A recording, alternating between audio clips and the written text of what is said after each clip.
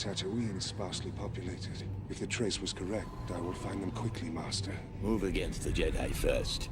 You will then have no difficulty in taking the Queen to Naboo to sign the treaty. At last we will reveal ourselves to the Jedi. At last we will have revenge.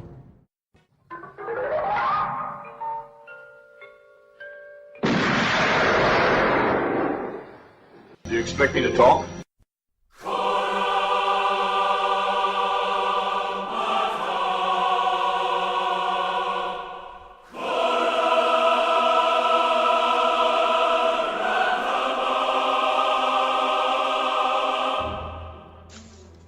Good morning, good afternoon, good evening, and good night, and welcome to episode 90 of Do You Expect Us to Talk? I'm your host, Becca, and joined by, as always, Padawans in training, Dave, Chris, and special Jedi Knight of Honor, Charlie from Movie Drone. How are you? Good evening, folks. This is pod racing. This is pod Were racing. you wondering what to call Charlie, or had you forgotten his name? Yeah, I was thinking, where is this going? I think she was pausing for tension. That's what I think it was. I'm going to say Jedi Knight of Old, because, not that old. But what can I say? What title can I bestow upon you? I don't know. I don't think he's a Padawan, because, his beard is it already Jedi Knight? well good enough to get full master's. Then you guys aren't really Padawans either, so... You called me sexy before recording, so... Just let you have a call and you have a sexy voice. We all did, to be fair, Charlie. That's quite a husky voice, Thank you. I'm sure I was going to call her Mrs. Wax, but your other half. Mrs. Wax. From Films on Wax. Yeah, he's doing Ruby Wax now just because he misses having a Mrs. Wax in his life. Well, that is what she just used to call herself on Twitter. But now she's Mrs. Drone. No. Anyway, I think I'm having more fun recording this podcast now than having watched the film that we're going to be reviewing this evening. Wait until next week. Oh, yeah, can we just skip that? oh. I've done fun facts. I can't skip it. No, because next week is the triumphant return of Chris's Fruity Corner. We can't miss that. The ladies love it. The anticipation is mounting. Yeah. Right, that's Sand it. That's gets episode 90. everywhere. Good night, folks. There'll be some more mounting as well. Yeah. Oh, yeah. I wish I could wish that. Well, in your Anyway. own time, Becca, what's tonight? Yes. Are you an angel? Oh, God. Oh, that's just wrong, isn't it? There's a massive age gap between them. Oh, my God. Well, Anyway. It's 3 years, so... It's about 5. Anyway, we'll get to that.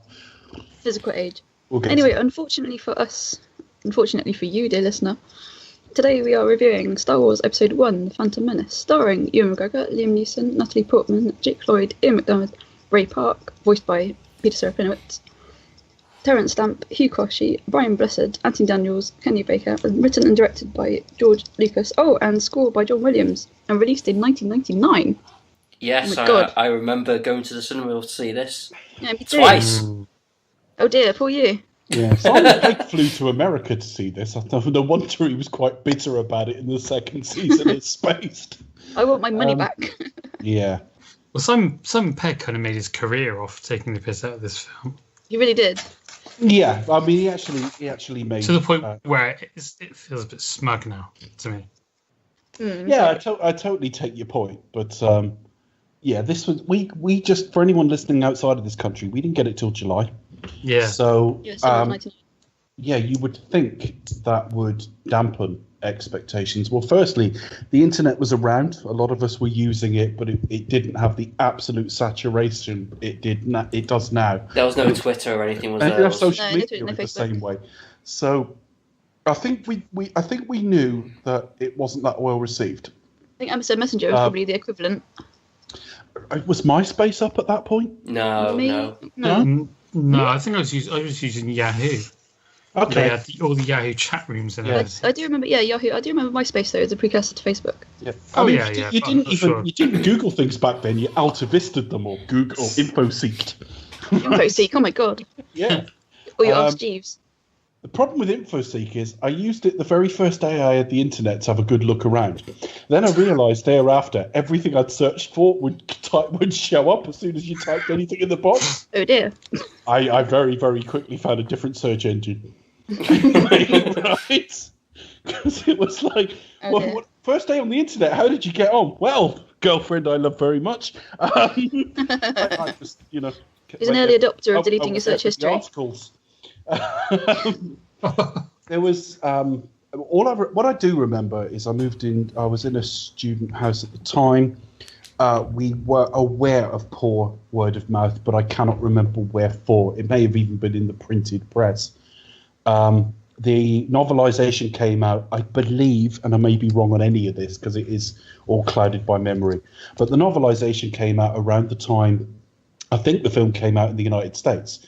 So towards the end of one academic year, I could read the book, and then over the sort of summer break, we'd literally not long gone off for the summer, the film came out. And I just remember somebody bought the book and read it from my student house, and they were sat going, there's not much there. And he passed me this relatively thin book, and sure enough, the book was boring.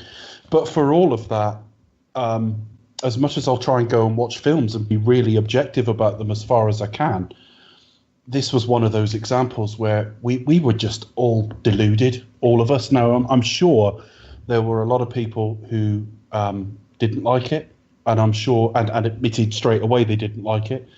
And I'm sure there are people who did enjoy it. And in fact, as we go through it, I might even mention one or two I knew. But there's no doubt I went and saw what I think I know in my heart of hearts was an underwhelming film, and then convinced myself I really liked it. And I think that went right the way until episode 2. But there's one bit of the film that we'll get to when we go through it in order, where I did have that thought in the cinema and quickly stamped on it in my mind. I remember being sat in the screen. I even remember what screen it was. I can picture myself there in Liverpool.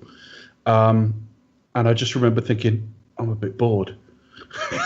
And then I stamped it down as quickly as possible and came out going, I liked it. I don't know what the problem is. You're basically in denial.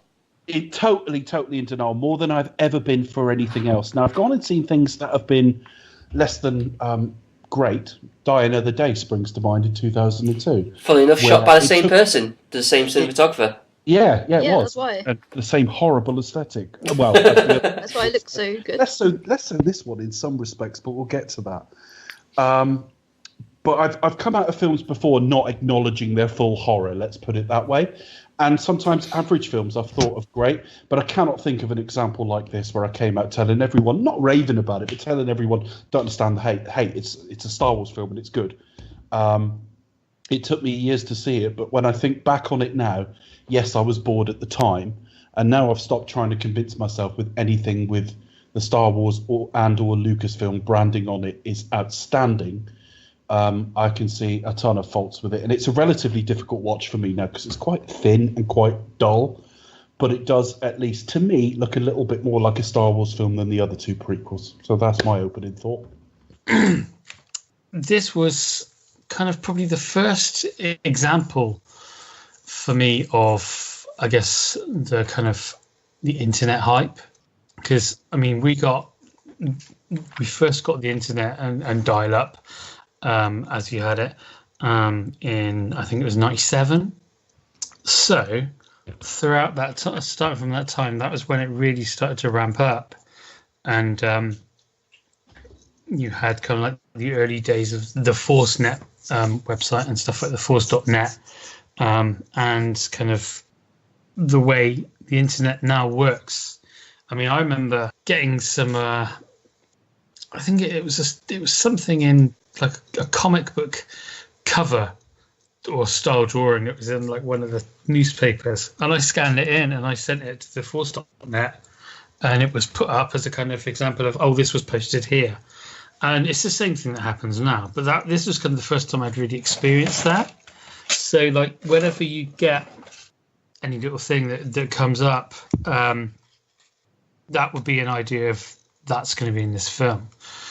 It's like when they didn't the first of the Vanity Fair specials on the Phantom Menace, and just one of the spreads in there was a big photo of Obi-Wan versus Darth Maul in the desert, in a desert kind of setting. So that was kind of a surprising thing when that turned up not to be in the film. So then it was building and building and building, and on the internet, and I kind of be glued to like children's BBC, and also at the same time, I think it was around the same time that the 24 BBC News channel had kind of really started to be popular. So you get kind of like the American reports and stuff, and I'd speak to people in America, and you'd have different views on that. And some people said they liked it, some people said they didn't like it, and then you had the kind of the critic reviews and stuff, which generally just were not great at all, apart from the usual kind of people like Empire and things like that. I think Empire gave it 4 stars. Yeah. Oh dear.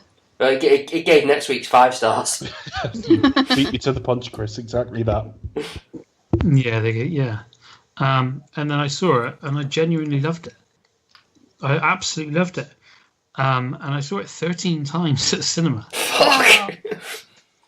And I loved If you it. can beat that target, let us know. I loved it.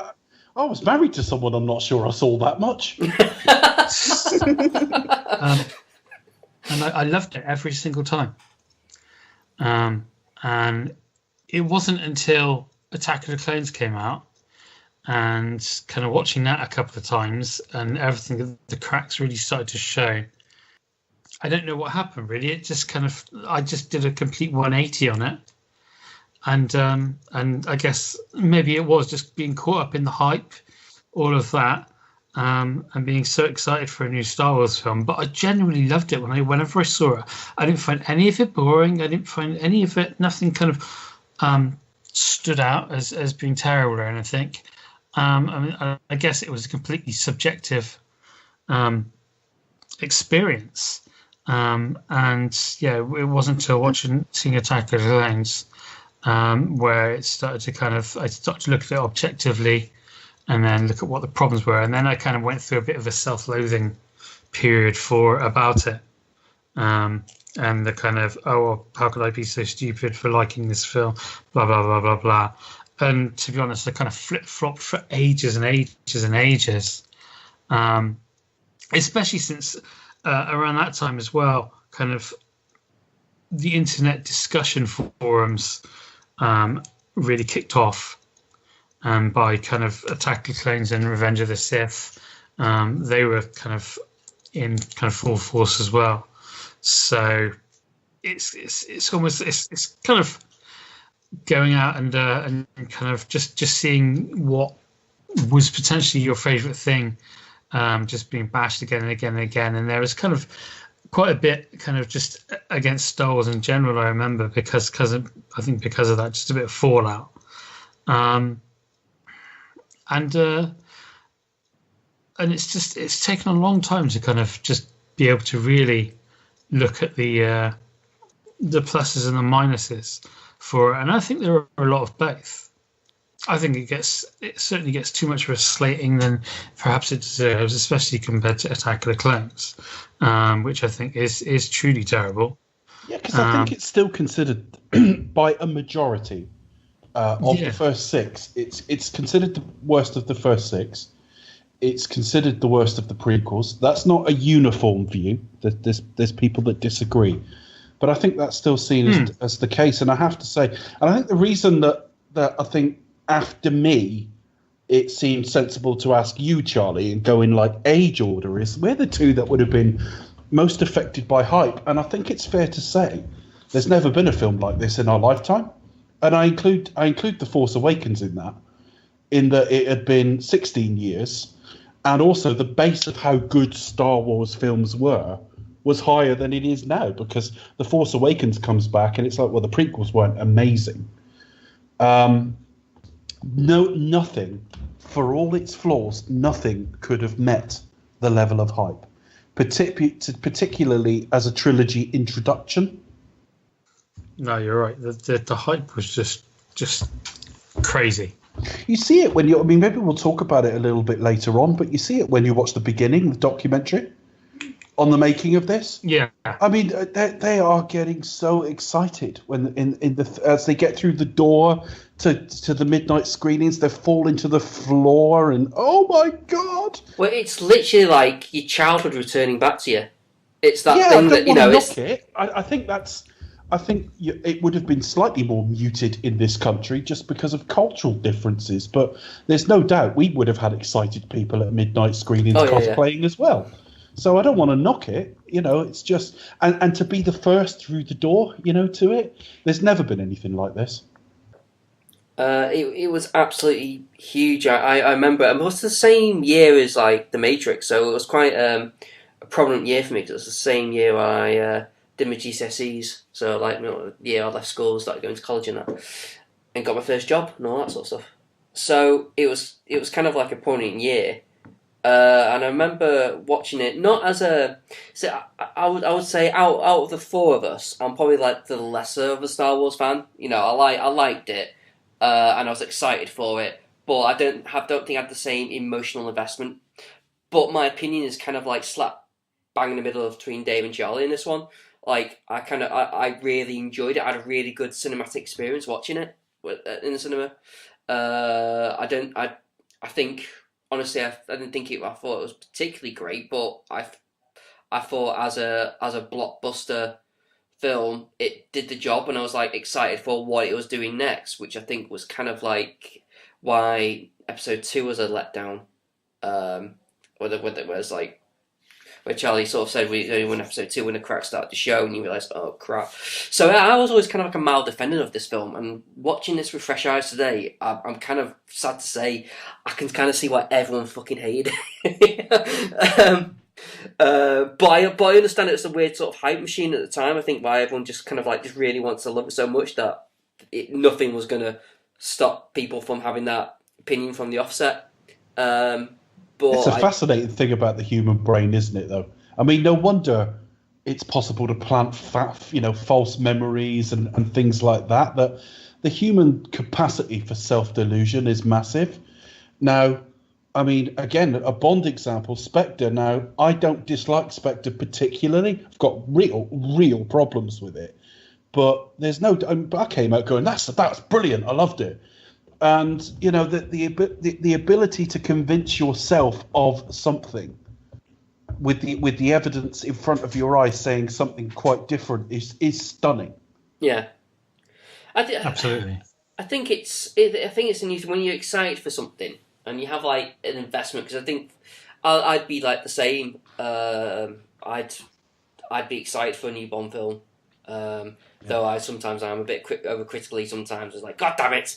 I'll probably be one of the negative ones watching Star Wars if I was that much of a Star Wars fan. But yeah, Chris always slates it if he's not at least filleted during Act 1. Like, I could probably like talk about the film and sound like I absolutely hate it, but 4 stars. Yeah, I just talk about the things I didn't like about the film. So that's the way you got my balls. But no, like I remember really enjoying it. So I think we had a few corny moments, but watching it now, it just felt really wooden. Direction felt really bad. The decisions felt really bad. But some of the action scenes, like the pod racing bit and the lightsaber duels, are pretty decent. I think a lot of the excitement was like, oh my god, looking like Jedi's at their peak, doing all this kind of stuff, and plus it's with new technology, we can actually see some cool shit now. I think that was kind of like the thing we were looking at, going like, woo, distraction from the terrible everything else. Yeah, and I think there's microcosms of that through the series that we'll get to one next week, and we've alluded to it already, where there's a scene that at the time you went, wow, and now you just cup your face going, oh my god. Yeah. Cringe. I mean, the Anakin wanking scene. The Anakin wanking scene. I was cupping my face, he was cupping. Especially since he was going, Mom. But I also think another element was, for whatever reason, Jar Jar Binks just didn't irritate me. Didn't irritate me at the time, but I think some of that is, again, the Spectre example, that I was so primed for that sort of Bond Blofeld link, which is terrible. There's no doubt about it. But I was so ready for it going in. It was like, yeah, whatever. I think I was expecting the screen to catch fire when it happened or something. The fact that it continued working as a film vaguely, I was like, well, that's brilliant then. And I think the same is true of Jar Jar. That's one thing I do remember, that I was vaguely aware going in. We had this old digital character from something called the Gungans. I do remember hearing that. And I did have someone who had like a CD-ROM that tells you how long ago it was, with promotional pictures and all that. And I did hear before I went in, he was horrific. But again, Ahmed best. This film could never have lived up to the hype, but nothing could ever have been as bad as this was trailed to be. What do you remember of it, Becca? You were about 15 when this came out. Yeah, probably like similar to Chris, really. I think it was around that sort of time where, you know, I was just sort of obviously going to the cinema, but also becoming like aware of films and how they're made, and probably reading things like Total Film Empire, things like that. I just looked at on their website and they've downgraded episode 2 to 3 stars, so that's quite interesting. That's still a compromise, isn't it? That's still a compromise. We can't drop it anymore, can we, folks? We gave it 5 stars. Yeah. It's probably just a different review by a different person, I imagine. Well, it is. Yeah, I mean, everyone's going to be different. I think the 5-star one was Chris Stewart. Yeah, definitely. And he's embarrassed by it to this day. I was going to say, yeah, he probably doesn't tell people now. He does joke about it, so he does like.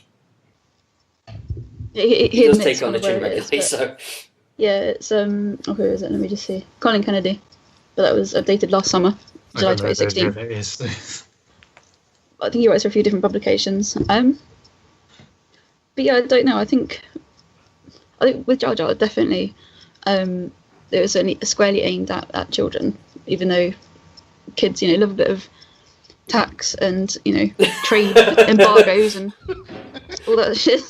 Kids love tax. You can't get them onto anything serious. Once they get into rebates and the tax deduct upon Once they get expenses. into trade disputes, wow, got them hooked. They love that shit. Dear. Yeah, no, I mean, yeah, similar to Chris, really. Sort of going to see it at the cinema. I can't remember how many times I see it. Maybe once, maybe more. I can't remember. I think I was probably more into Bond than Star Wars. Obviously, looking forward to The World's Not Enough. I saw a trailer huge for that. Wait for this. Pardon? I remember seeing a trailer for that. Watching this. Yes, I think there was it one was a for it. Indeed, teaser. that's what I was just coming to. Yeah, there was And a the teaser. bit I remember, the only bit I remember from the trailer is the bit where he goes, "First things first," where she says, "Someone's going to have my butt." I think they said the trailer. First things first. And he just Yeah, looks her up and yeah. down and goes, "First things first." And in isolation, that was brilliant. He sort of does that look, doesn't he? It's like, first things first. We also had cool. the Austin Powers sequel as well, and that riffed off Star Wars. Becca's all right with anal jokes if it's Bond. Yeah, we don't see it, that's why. We did. Oh, I suppose we did. You do, but it cuts away very quickly. Yeah. All right. Yeah, we also had the Austin Powers trailer that riffed on Star Wars as well. It's like, if you see one movie this year, see Star Wars. Austin Powers. But if you see 2 movies, yeah. Oh, so many good movies that year. 99 was actually a pretty decent year. It was quite- yeah, summer of 99. Yeah, Taylor don't the mention Night Wild Wild West though, but yeah. Oh, that's what I meant. Alright. Excluding my Wild West. No, I've still never seen Wild Wild West because that arrived dead. That was dead on arrival. That was pretty much. And I just thought, well, I'm not bothering then. That sounds terrible. So sorry, Becca. What did you enjoy it? I think so. I'm going to be, obviously, it's, you know, not too like the baby of the bunch, but obviously I'm a little bit younger than Chris, so it's probably going to be a similar sort of experience, really. When we going to see it at the cinema, I quite liked it. Obviously, I think by then, like the original trilogy had been re-released in the cinemas. But, you know, Dad took me along to go and see it. And it was pretty good. I think it's probably like a little bit slow in terms of its pacing, but obviously highlights obviously the pod race, the droid battle at the end, fight choreography. Ray Park obviously was huge at the time, and I think he popped up at the Men in Black sequel, I think, or was in the original Men in Black film? He was in X-Men. X-Men, that was it. X-Men He as was well. Toad. He was Toad. Yep, definitely. Do you know what happens when lightning hits a Toad? toad? Yeah, that was. Do you know what happens when a toad gets hit by lightning? Same thing as everything else. Oh my god. Yeah. We're gonna have to do the X-Men Nothing- franchise. Nothing that specific then, really. No, Storm, it's not. We're gonna have to do the X-Men franchise at some point. Yes. Yeah, no, sort of Cinemark, quite enjoyed it. But then, yeah, similar sort of thing when episode 2 came along. It's just like, oh. And kind of obviously, because I like sort of like different characters and all the aliens and different voices and stuff. I found Jar Jar Binks quite funny, but obviously now as you get older, Harold, like scrolls. And all. That's the thing. Jar Jar does fall into that sweet spot of like my perception of your sense of humor, Becca. In that I'm 50-50 on whether you think it was really funny or awful. I found his voice quite funny. He was incredibly racist. Obviously, as you get older and you mature, and you realise these things. He's actually an offensive stereotype, and you just think, oh dear. But I just kind of found his voice quite funny, and just all the kind of spoonerisms and kind of pidgin English for us to throw lots of mishmash of words there, and I just kind of found his voice quite funny, to be honest. The amount of times I've heard the term "how rude" been said. It's kind of I think that must have come from this film. I can't think of where else it might have come from. How rude. Chris does frequently try to molest Ahmed Best, so that might be that. Oh yeah, I'm sure he kind of looks on that chapter of his career and goes, I was at like 2010. I was on like just a foreign holiday, and I was sat at the airport, and we were like delayed to come back, and I have no idea how we got onto the subject, but Star Wars got mentioned, and there was like a family who had about 3 kids there. And the kids were like, I don't know, something like 11, 7, and 3, something like that. So there's an 11-year-old girl talking to me and my then wife quite a lot. And Star Wars got mentioned, and she went, oh, I used to love Star Wars. And she meant when she was like a toddler or 5 or something like that. And it does, I know that there's a lot of competition out there and a lot of other franchises and a lot of other entertainment, but it does seem that whilst it hit its target audience largely at the time, and we can argue about whether that target audience is the same as for the original trilogy, because I do think it's aimed at like a lot younger. I think the original trilogy was aimed at like 12, 13-year-olds, and this is aimed at like 6, 7, or 8-year-olds. But she'd grown out of it by the age of 10 or 11. And we're sat here at the age we are talking about how much we still love Star Wars. And I just think that's the thing about the prequels, that it might have scratched the itch at the time for a certain demographic, but it didn't really stay with them. Well, it's not much really to stay, though, isn't it, really? Like, I don't, it's like we said, we don't really know what things like trade federations and tax... I mean, it's quite... Things though, the plot is kind of like, in terms of like the plot, there's a lot of politics in it. Like, and it's not that I don't appreciate what George Lucas was trying to do or say with that, but God, look, he's not the best writer, he's not the best director. Like, the way I view the prequels, and I think the same could be said for this film, like, if this was handled differently, it's like, essentially say like you kept the basic generic story of the prequels, of like George wrote, and you just got like someone who could actually write dialogue and know how to like plan scenes, and a director who can actually get performances and get tension and emotion out of the characters and build relationships, we would have a lot better trilogy. But in broad strokes, I don't think there's much wrong with the plot, but it's how it's executed, and the problem is it's awful. Like Jar Jar Binks, for example. You look at his character and you think, right, well, if he was like, if Ahmed Best kind of did him in more normal, sort of straightforward voice and like handled his character the way he should be handled, as in terms of, oh, he's an outcast and he's unwilling to go back, but he has to because he's bound by a duty to protect the Jedi because they saved his life, and he gets involved in that kind of stuff. There's actually a story of possible character development there. But it's just kind of like lost in this kind of really shitty CGI, lame, comedic thing that completely just fucks everything up. And I think it's stuff like this, Chris, that leads directly to people like you talking about CG now as like inferior in some way. And whilst I've always taken your point on it, I think CG as a mass market thing. Now, perhaps you've got to do it to be able to develop it. But I do feel it became a massively used tool a long time before it was even remotely ready. Now, if I watch the special editions of the original 3, I don't know how much money they put to it, but I mean, it made a lot of money in cinemas that summer. The original Star Wars film added about 300 odd million to its take in that summer. So I don't know how much they put to it, but it's certainly come a long way since 97. Yeah. But it just wasn't ready. And watching it today, in sort of 2K resolution, it all looks very plasticine-y. Yeah, some scenes do look quite good, but towards like the droid battle towards the end, I think I would agree with you there. But it's interesting about it saying that at that time, like 97, 99, it not ready. I think George Lucas's vision was like at that particular point in time, he felt that CG was at a point where it was ready. Therefore, he was ready to kind of make the rest of this series. I do agree entirely. That's what he thought. I'm saying, with the benefit of hindsight now. Yeah, maybe you should have waited. Well, have a look at Caesar, then have a look at like Jar Jar Binks and Jabba. Exactly. Jabba looks made out of plasticine. Now he's miles ahead of the '97 special edition version, but as an effect, it's creaking quite badly now. How do we rate CGI Yoda? There's also a shot that really stood out today. CGI Yoda looks okay. That was done years afterwards as well. But when you look at, there's also a bit when they're either preparing or no, it's after the pod race. There's a humanoid interacting with Sebulba, and I think touching Sebulba as well, like on the shoulder or whatever part is for his shoulder, and it looks horrible. It looks awful as a shot. I'm just saying in hindsight that he was able to do quite a lot with it, but it's not held up very well at all, the prequels, as the CG. For me, anyway. Yeah, I know, it hasn't dated very well. I'll agree with that. I mean, at the time, I didn't remember having a problem with it. But regardless of the quality of the CGI character, there is a character there that could have been done better.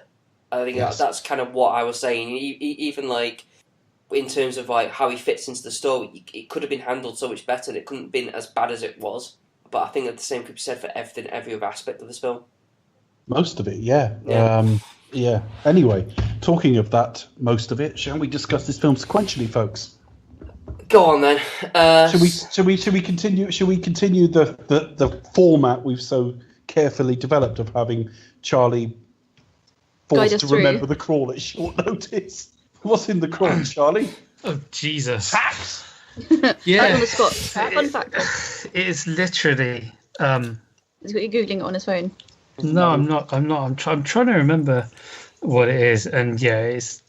The sad fact is, though, like, all that stuff about the trade fair is so fucking boring, I can't even remember what is going on. It's like, the Trade Federation have blocked the planet of Naboo over a dispute in taxation. Yeah. And then, they secretly dispatched 2 Jedi Knights to try and... I don't know how you blockade a planet. Resolve. It's got to be difficult. Okay. Mm. And it's a trade route as well. You could fly around it, surely. It's all a MacGuffin, really, isn't it?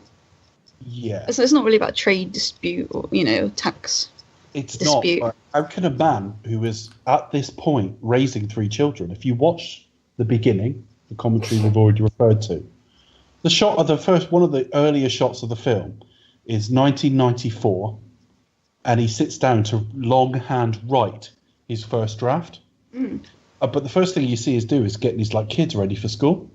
So he's living with young kids. Now, if you asked me to make something that would appeal to kids, I could have a guess, but I think I'd probably be a bit off with it because it's been a long time since I was one,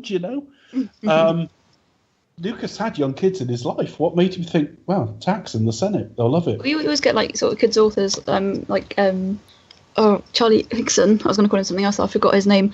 Charlie Hickson, Young Bond, when he was writing Young Bond series, obviously he would always run things, against his 2 boys. They're sort of growing up. How many people did you shag and kill at school this year? Yeah, excuse me. We don't know what I mean. Sort of if you're kind of doing something that's maybe aimed at the younger market. Obviously, if you're writing creative and you've got a young family, I'd probably do the same. I don't know, but I don't know. All right. So basically, the crawl establishes that the Senate. No, basically, the crawl establishes that the Senate have sent 2 Jedis to try and negotiate an end to this trade dispute to do with. Basically to do with taxation of trade routes. Now, I don't know if he's got kind of the American Wars of Independence in his head or something, taxation and all that shit. Very possibly, yeah. But something felt wrong. A couple of things felt wrong while I was watching the film. And some of them, I sort of vaguely felt something wasn't quite right. And some things, I definitely had the thought and stomped on it. The first thought was, they get their lightsabers out well too fucking early. You get some very stilted dialogue about being... Is that where we get be mindful of the living force? Yeah. Yeah. And then their lightsabers are out in a flash, and it's one of my problems with the sequels, prequels generally. There's nothing special about any of it. I find some of the music. I mean, I do love the score, but some of the music as well. Like you get the Star Wars kind of theme busted out really, really early. It's like, Bond movie when he does something particularly Bondian, and it's just like, save it. Just savor it a little bit. Yeah, it's basically it's a trap. Yeah. They've gone there to the Nemoidians are in direct contact with the hologram of, well, it's Palpatine, isn't it? I don't think we need to keep that spoiler. The IQ of this film is so low. It's like he looks awfully lot like Darth Vader. Looks awfully lot like the Emperor in Jedi. No, don't say no. But it's just like, and he's called Sidious. And you just think, like, well, when it was Luke, no, I am your father, that was genuinely shocking. Whereas nothing in the prequel is surprising at all. They have to bridge. We were talking about this in the chat. You do have to, bridge the gaps. I mean, as I say, it's not about tax disputes and all the rest of it. It's about how he wheedles himself to become Chancellor, and it's a lot of like how it's I think it's Lucas got the idea of like how does one sort of manipulate himself into power, and he's trying to like over explain it kind of way. I thought this is kind of really interesting and kind of way to do it. But it's to Ian McDonald's I can't pronounce his surname. McDormand. That's the one. Is it? Ian. That's to his advantage as an actor. What I thought was kind of odd about the film is, and I'm with watching it today. I kind of thought, hang on, this is kind of a little bit. It reminded me a little bit of the last Alien film with Michael Fassbender, where it kind of felt like unsure whether it was going to be a plot twist. It's like, well, it's kind of obvious what that he is Palpatine. Yeah, but we kind of like we're kind of unsure whether we could have treated like if it's a big reveal. So he'll take the coat off in the third one, and he'll be Princess Leia. Yeah, but do you know what I mean? It just felt like a little bit. It's too obvious. Yeah, surely they're not giving it away this early. They haven't decided in which direction they're going to go. I mean, like could have easily just had Palpatine as himself with Darth Maul in a scene, and we would have gone like, oh, this would have given us tension. This would have been like, oh, I don't like this guy. He's obviously... The problem when you go through it like this is we're supposed to build up to all the plot reveals, and at that point we find out X. But it's so fucking obvious the moment you see Palpatine as Palpatine representing Naboo that you think, right, well, Sidious is engineering that in order to get Palpatine the clout to become Chancellor. That's quite obvious about 4 scenes into the film. Yeah. So they're there to basically break up a blockade, but they get attacked by all the droids and shit. The droids are fucking awful in this because they're so fragile. They do look fake. In the Lego Star Wars games, they're really easy to destroy. Yeah. But then the whole point is he wants them to build up towards the clones and all the rest of it. Yeah, and then when that finally happens, there's just not much of a payoff, really. No. What's the next scene after this opening one where they... Oh, do we see Amidala at this point? Yes. Yeah, the Nemoidians talk to her. Yeah, they have like a I love conversation. all the costumes and makeup that she has. It's incredible. One thing I do love about these people, or this series and whole, is just basically like the makeup and the costumes and the hair and everything. I love it. Ceremonially, I quite like it, the idea of the Queen, and she looks different in every scene. But I mean, there's one scene, I think it might be when she's with Palpatine back on Coruscant later, where she's got like lamps built into the train of her dress. And you think, no wonder the acting is so stiff, she can't fucking move. I think I saw those and I thought, well, they must be quite heavy. Yeah, that's the thing. You've got to keep, if you're going to keep the dress looking right, you've got to move very, very stiffly. But the gist is she's trying to negotiate on behalf of her planet because it's her planet that are effectively being starved. The this garden planet where they could grow anything is being starved. So we're off to a rollicking start. Where do we go from this? They've done the bit where the Jedi got attacked, haven't they? And they did all the Jedi stuff. All the Jedi stuff. The Jedi stuff. I mean, yeah, that bit was quite fun because you got them actually sort of shit scared of them, like shit Jedi, and they basically escape and they escape on the Boo and then run into Jar Jar. There really isn't much to this film, is there? Yeah, they basically. There's a lot of padding. I've managed to get all. I was kind of sort of glued to it, but I managed to get all my notes literally on one small piece of A6. I'm like, Well, at least this podcast isn't going to be 3 hours, folks. Let's just. Well, the film's like 2 and a bit hours long, isn't it? So. Yeah, they run into Jar Jar and like Jar Jar think, "Oh, you saved my life," and now I owe you a life debt, and they're like, "Oh, fuck's sake." And I think probably half the audience are going, "Oh, for fuck's sake." I think Brian Blessed as Boss Nass. I think that's really cool. Yeah, so... All right, hang on a minute. Let's slow down very slightly. I mean, we may not get it 3 hours, but blimey. There's a really great British cast in this movie as well. Yeah. Yeah, now they've got a few redeeming features. They meet Jar Jar Binks, who is... How would we describe Jar Jar Binks for anyone who hasn't seen the film? That's not a description, that's a character. What, is in how he looks? Yeah. He's very tall. He's got long ears. Reptilian kind of. He's kind of a mixture of a reptile and a horse. Yeah, he's got like a horse face, hasn't he? You can imagine his bones being like pure cartilage. He's very, very nimble. Very, very. Quite bendy. Bendy, that's the word. Well, he's got very long limbs. Now, listeners, if you're worrying how I found out that Jar Jar Binks is bendy, please remember he's fictional. So they go to. I have to say, the film.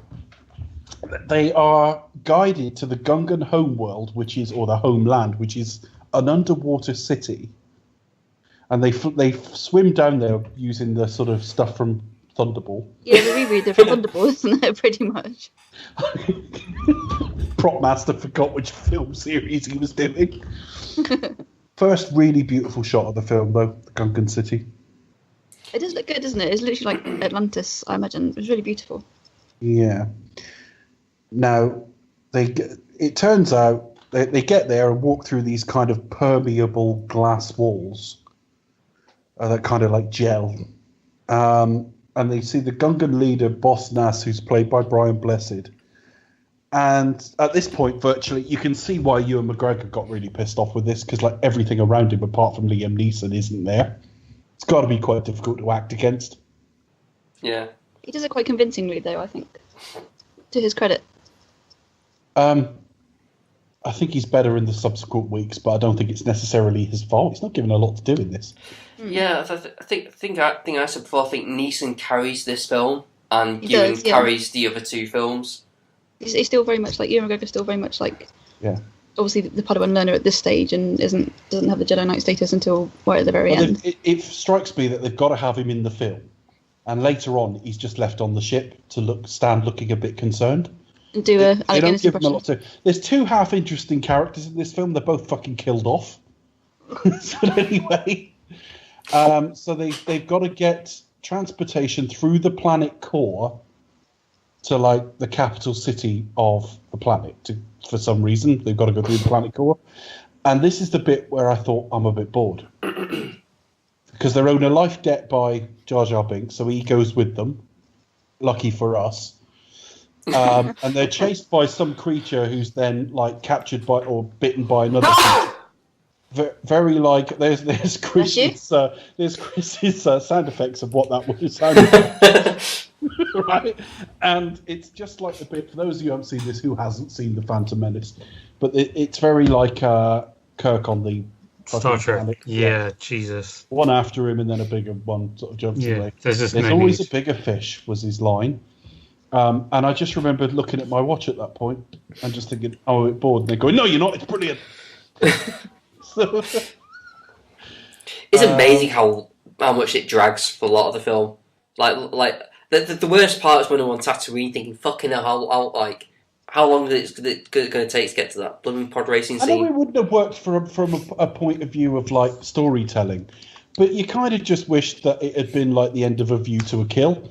They just sort of swooped in and just fucking grabbed Anakin by the scruff of the neck on the way by, and that would have been it. That'll do, you got him.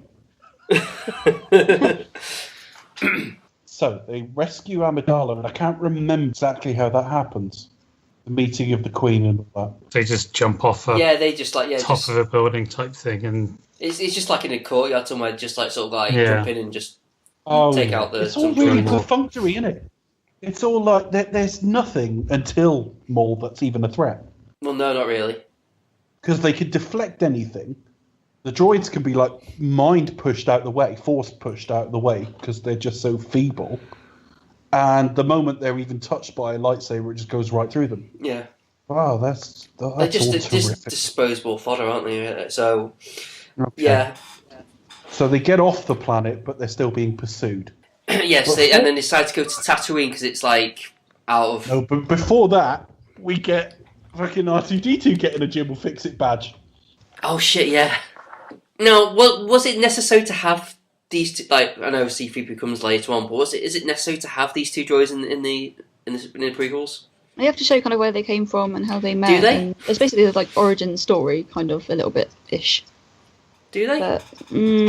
But it's a bit kind of unnecessary here. It's a bit extraneous. Could have maybe waited till next week. It shrinks the universe. Everybody knows everybody. And like the droids turn up and I think maybe. I mean, I've got a there's bigger bit of- problem with 3PO because that is clearly an off-the-shelf model.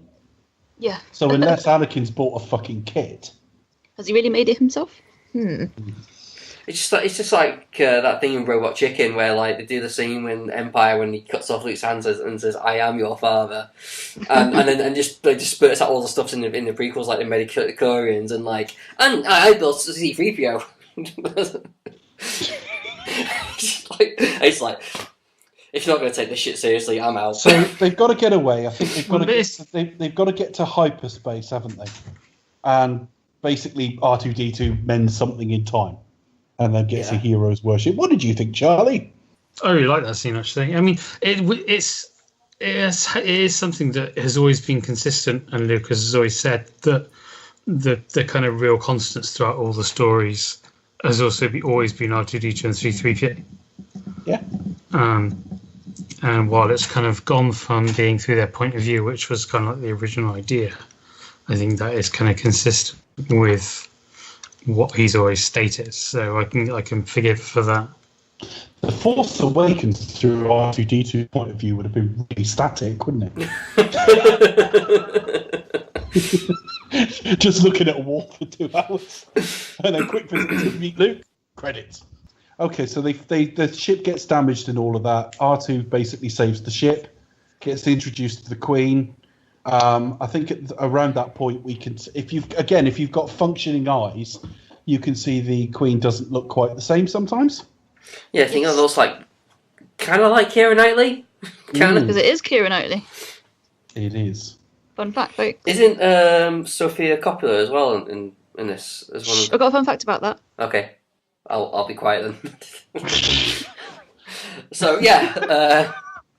To be fair, I think and one of the handmaidens looks suspiciously like It's Natalie just Portman. back to nothing is a surprise though in this film, and you think, well, like in the first set, even allowing for the fact we were younger, the characters learnt things at the same time as us sometimes. Whereas in this, things happen and you go, "Are you fucking dumb? How did you not spot that?"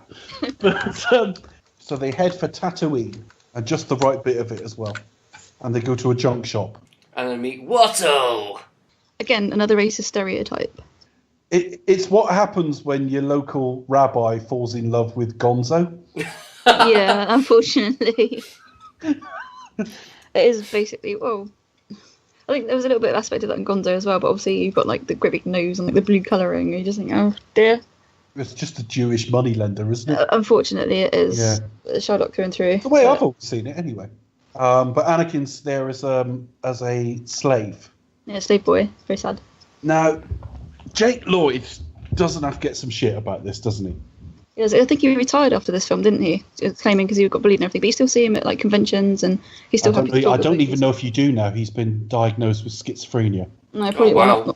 not now, but recent times In the prior to that. last has, 10 You know years. what? That is such a shame because I remember him doing publicity for this film, and I thought he was actually really charismatic and charming, like in the interviews. Hmm. And he I would say the seemed same. he seemed like a really sort of good kid with like he's quite intelligent and I could actually hold a conversation on like some like kids his age like wouldn't be able to.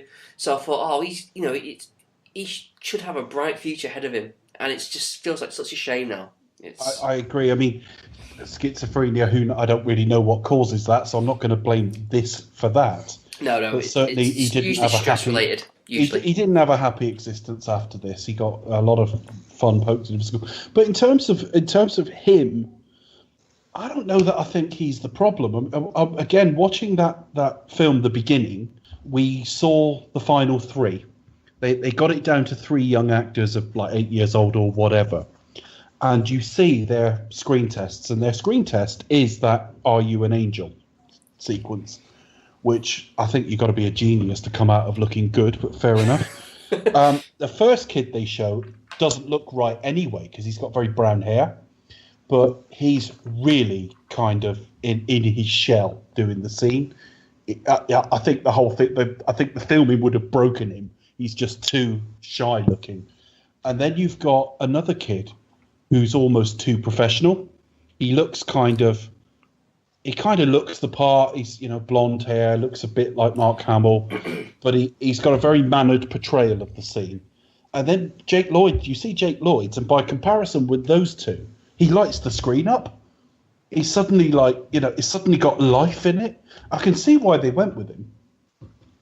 yeah, and I don't. It's like with anything. I do not blame the cast for any of the bad performances they may give, because I think it's like what you said, Dave, about Lucas being sort of really sort of particular with the performance. I think it's like with them giving the dialogue and the direction. I think they probably gave like the best they probably could. Quite frankly, I struggle with kids in general, but as actors, I mean, it makes it sound like bit of a hypnosis does the job. It's just you put kids in films, and they just don't have enough life experience to be actors. They normally give incredibly wooden performances, and it's not their fault. They're children. We'll see one of the worst lines in cinema history in terms of presentation in episode 3. I mean, there is one of those things where I think, well, I don't care if that's a kid. George, do as many more takes as you need, because that wasn't good enough. By comparison, Jake Lloyd wasn't too bad, but he was 8 years old when they were filming this, I think. And it's like, well, how good do you expect him to be? And at the same time, he's given such awful dialogue. And we'll see next week, the next actor who comes along to play him is barely any fucking better. So I just wanted to say that about Jake Lloyd before we start picking on it, because he's not that bad. I know. The thing is that, watching, he does have a thing about him. He does have, like, a natural actor thing. Like, he's how old is he? 8? I mean, how many fucking 8-year-olds are able to do that anyway? Yeah, and I've had people say, like, yeah, but Haley Joel Osment, because that's very same year as The Sixth Sense. Haley Joel Osment's about 3 years older at this point. 3 or 4 years older. And naturally a lot more gifted anyway. Well, that happens. And was given a better script and probably... And it's rare. We remember Haley Joel Osment because it's bloody rare to be that good at that age. Mm. I don't think he could ever recreate it, really, could he? Yeah. Well, I mean, we've got problems with the dialogue given to him from the very start. I mean, are you an angel and all that? I'm sat watching this now and I'm thinking, this is fucking cringe-making. I think there is a certain element, I think, when we watch it like back originally, when we were all kind of like enjoying it. I think there's a certain element just gives stuff with kids just a pass. We're like, okay, fine. Yeah, it doesn't. Yeah, it's a kid. Whatever. We just kind of like let it go. At least he I do. irritates me by the end, but again, it's purely what he's being given to do. Yeah, when he's like, when he's going, who's gonna do well out of these sorts of lines? Yeah, like this is pod racing. Like, well, what? Yeah. Yeah. That's a good trick. I know, we're in trouble. Yeah. So basically, a racist stereotype and a couple of like guys who look like they've got constipation or something go to meet another racist stereotype and a child for parts. Yes, basically. We also get a scene with Sidious, not Palpatine, definitely not Palpatine, but Darth Sidious, talking to the tax people, who are not a racial stereotype in any way. Talking to the tax people. What they call the Federation. The Trade Federation. Yeah, the Trade Federation. Yeah. That's not revenue and customs. Though, is it? I don't know. It's sort of. Anyway, and they sort of they get introduced to Darth Maul, so he's gonna like search for him.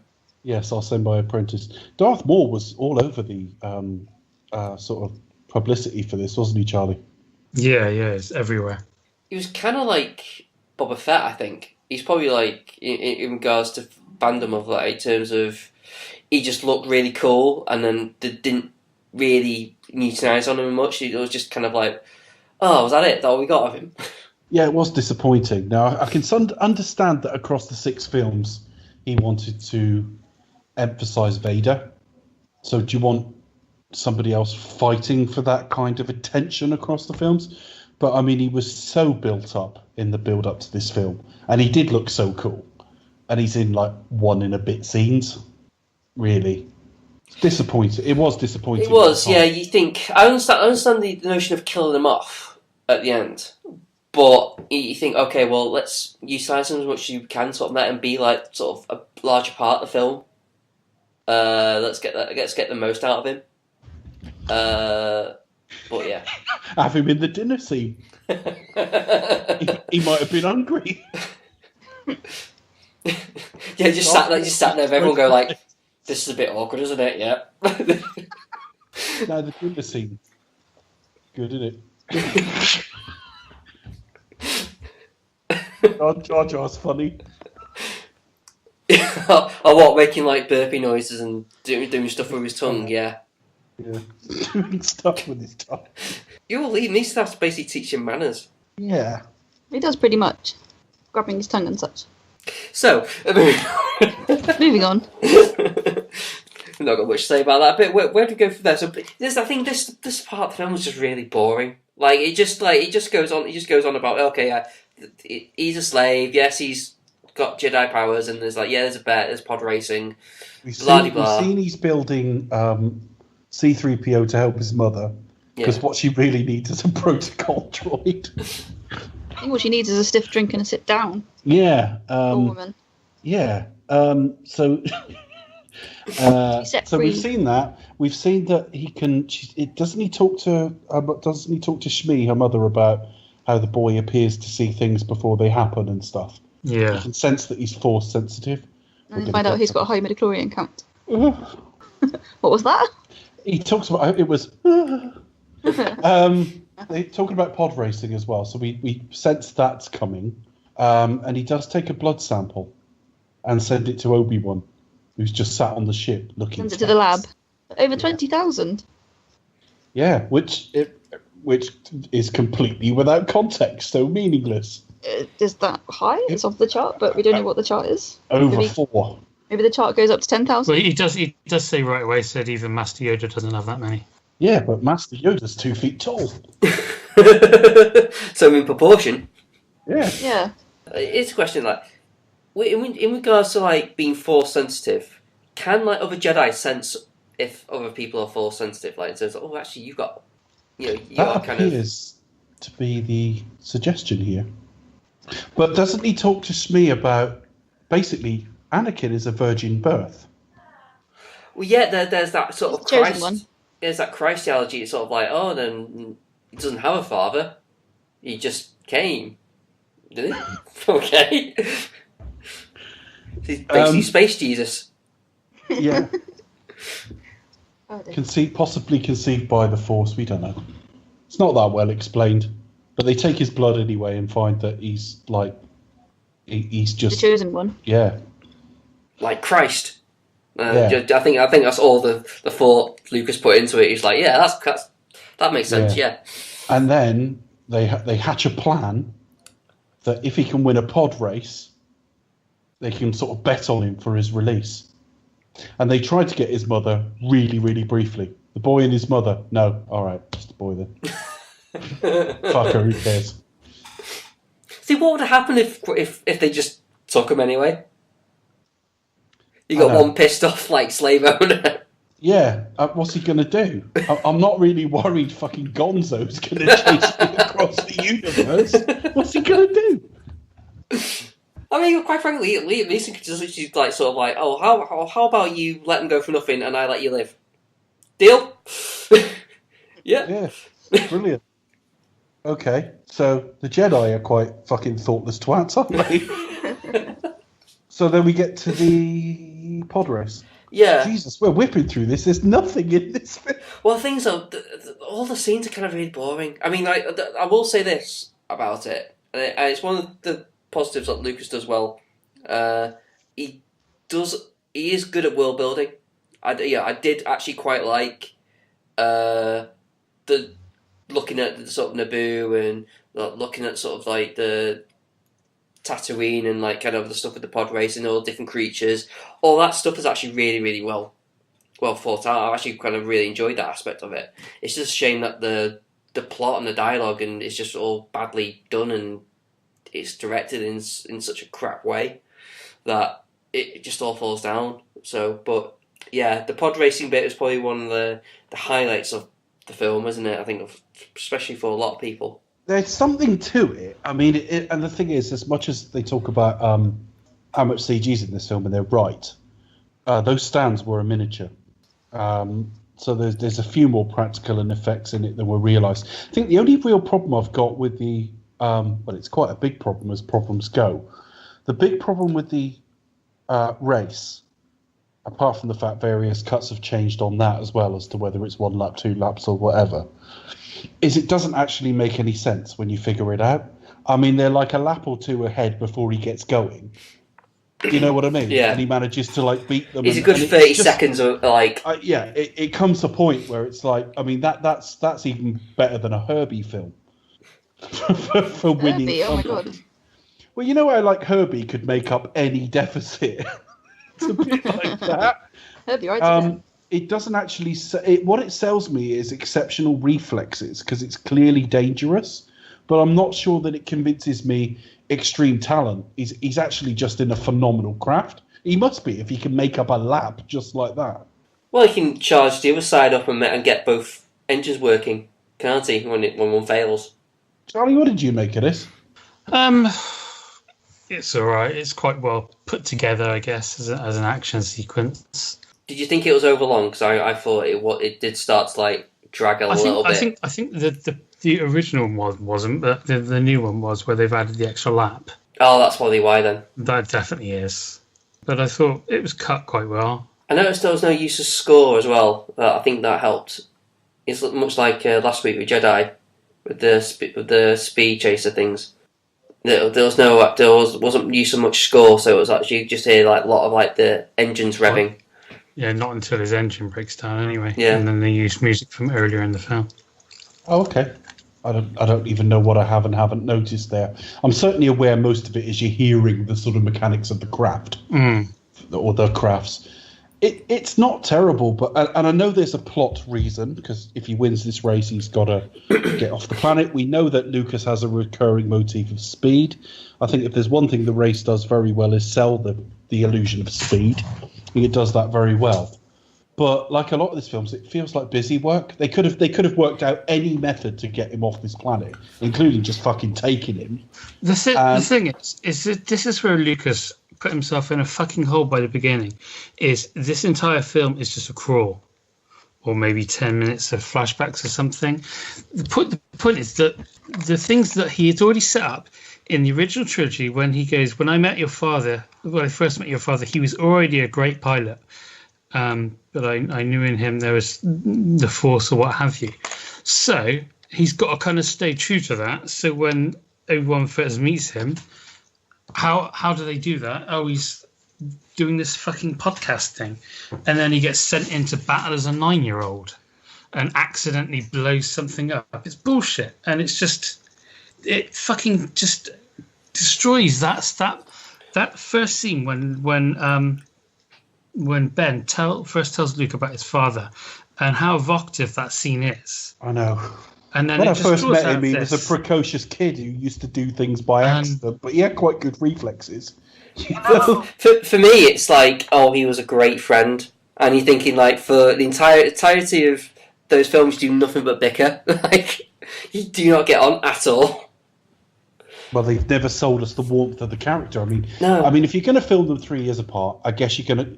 If you decide to have it as a 9-year-old in one film and an 18, 19-year-old next film, you got to recast, right? I get that. I don't think they should have done that. I think they should have started a bit older and let them age a bit naturally, or get someone who looks a bit older than they are or a bit younger than they are, whichever way around you need to do it. But the only time I ever see any warmth or likability in this character is in this film. Because Anakin's not a bad little kid at all. He's all right. But, you know, he's just a kid. You know, he's got like a warmth, and he's got a warmth about him despite the fact all he knows is slavery. You know, I think that's why they can't just steal him, actually. I think they've got like bolts in them that would explode if they so on. But again, it's just, it doesn't sell any of that. I mean, I wanted to see a character where it was tragic when they fell, and there was nothing tragic about this whiny twat. He was only heading where he would have gone anyway because he was horrible. But yeah, they get him off the planet. I think that's the next bit, isn't it? Anything else we see at we see him with Maul. Yeah, I think this is the best action bit in the film. It's very short, but it's kind of there's an intensity in this fight that you don't really see in any of the other prequels. Because they're not interested in choreography. They're interested in their eyes and their fear and what was that. It is all acting rather than just choreography. Well, it kicks up a load of dust deliberately, or sand, not dust. Yeah. It kicks up a load of sand. It gets everywhere. Yeah, they deliberately gets everywhere. I hate it. Anyway, right? Gets right in your smalls. So you deliberately can't see very much. But yeah, the other thing is I love the fact he leaps off, the way he leaps off his speeder bike and just gets straight into it. Yeah. There is something very like forceful and relentless about the guy and the way he fights. Quite like that. And yeah, he does look amazing. And the bit where they get off the planet and he just switches his lightsaber off, which in hindsight you can kind of see is double-sided because of the length of the hilt of it. But it wasn't obvious at the time. And that's actually a really good shot. That's another one of those that would make a really good poster. Yeah, it's always one of the things just striking head that sort of way and watching the ship go off and just turn his lightsaber off. So from there, we get Anakin cold, made a little thing for Padme. Yeah, we see a bit of creepy romance between... Yeah. We need a bit of foreshadowing. They're going to do the nasty next week. I thought this was really, really odd. You know, that's another problem with having him so young. Yeah. My recollection, Portman was born in 81, and they were filming this in 97. So I think she was 16. It was 18 at the time of release, and I think the character's meant to be 14. Anakin is 9. Again, the actor very slightly younger than that. So there's about 5 years between them. If I've got that right, please correct me if I'm wrong, Charlie. No, I think it's about right. One of them's gone through puberty and is a young woman, and the other's a boy who's got a crush on him. That's quite on her. That's quite normal. I mean, might have crushes as kids, but it's very odd that turns into a relationship later. That is odd. Because we already know from watching it, we knew from beforehand that that's Luke and Leia's mum. So you think, well, those two are going to get it on, and this is a little bit weird. This is a little bit weird. Yeah, I mean, don't forget, he's talking about, at this point, the Queen and Padme are two different people. Yeah. The viewer's meant to think, but it's. But again, because we know it's Natalie Portman, and we go, well, So that's blatantly Natalie Portman. We know. We know that, well, that's Queen, obviously, so it's no real surprise when she goes. Yeah, I mean, the reveal later on was horrible. It was just, they were all like cheesy smiles. It was like the end of an episode of The Next Generation. They were all like fucking cheesy grins and stuff, and it was like, why? It's so bloody obvious. But I did like the next shot. After that, they head for Coruscant, which I think looks really nice from space and is really quite impressive design on the surface too. And it's from there we get told about the midi-chlorians, isn't it? We get some really shit dialogue where, again, I feel sorry for Jake Lloyd. He wanders up to us and says, what's it? He says something like Master Qui-Gon or something like that. He says, "I've been wondering." It's like, it's just. Have so you now? stiff. I've been wondering. I heard you the other day mentioning midi-chlorians. What are What do you they? mean? Yeah, it's awful. Well, Anakin, or no, Let me tell or you. Annie, as they all call him in this. No wonder he goes to the fucking dark side. You call him Annie. Little Orphan Annie, that was in Robot Chicken as well. Oh yeah, it was, wasn't it? Oh, fucking hell. So that's really bad. We meet we meet Chancellor Valorum, who's Terrence Stamp, Yeah. Everybody's in this. and Senator Palpatine, who is not the Emperor, obviously.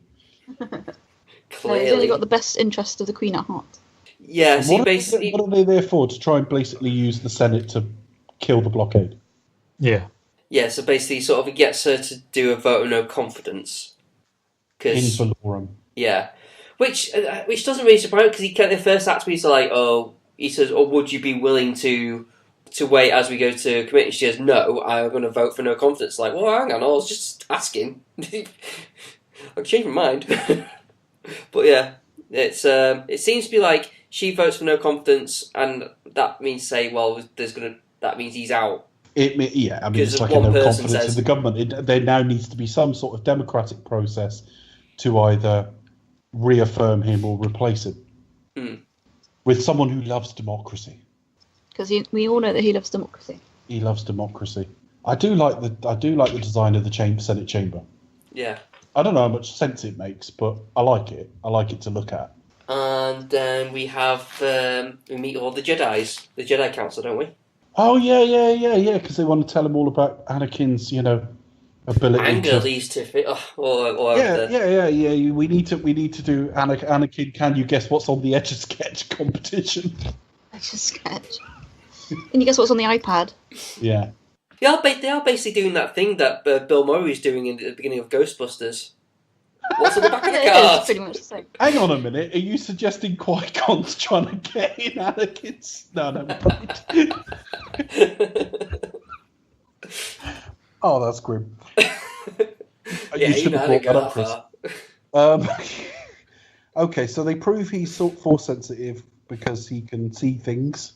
Qui-Gon wants to train him, and the council don't want him to be trained Yeah. because clouded this boy's future is. And Obi-Wan seems to be kind of with the council, like thinking, well, should you really train him? Yeah, I mean, they say something about the prophecy of the one that will bring balance to the Force, which is never explained. It's repeated during Episode 3, and that's about it. Yeah. Well, it's never really sort of clarified. It's just like prophecy where from. Yeah, they just say, "Oh, I've been balanced to the Force." How? Doesn't really. They don't really elongate apart from that. Well, that's the thing is like I suppose like it's true in a lot of religious texts, isn't it? It's like not really that established exactly, But I guess it's written in some sort of revelation book or something like that. Ripley's Believe It or Not. Yes. Written by Ellen Ripley. So this tells us that. So we've now got a Naboo senator as the new chancellor.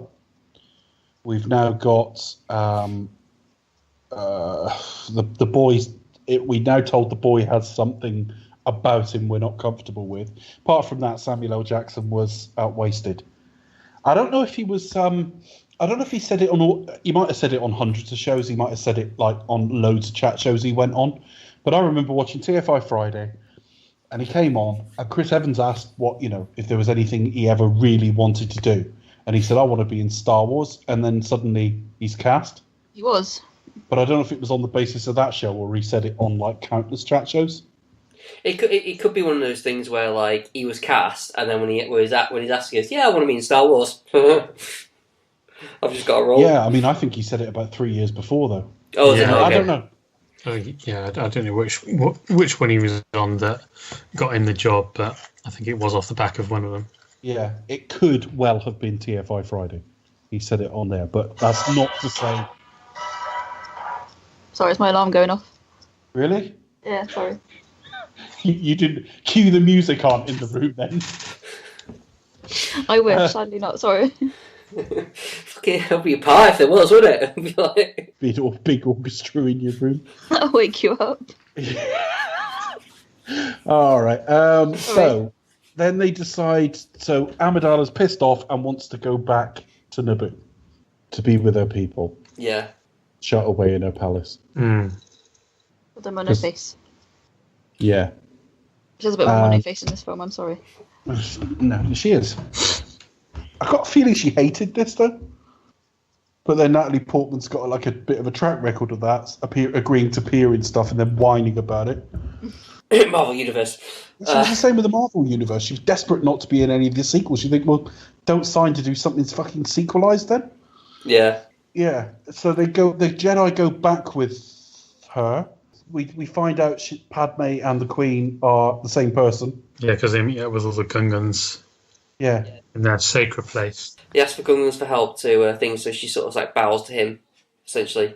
And he's like, Brian Bless is pleased by it. We're about to have a fight in Windows 98. Can you help? I mean, that battle is an epic scene, and for me, it's like one of the highlights of the movie.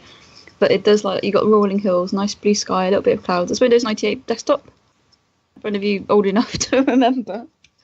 Yeah, Becca pointed out earlier. Somebody else has mentioned Windows in the past. It may have been now playing. I don't remember it being 95, and I don't remember it being XP. I'm pretty sure it was 98. Oh, I don't know.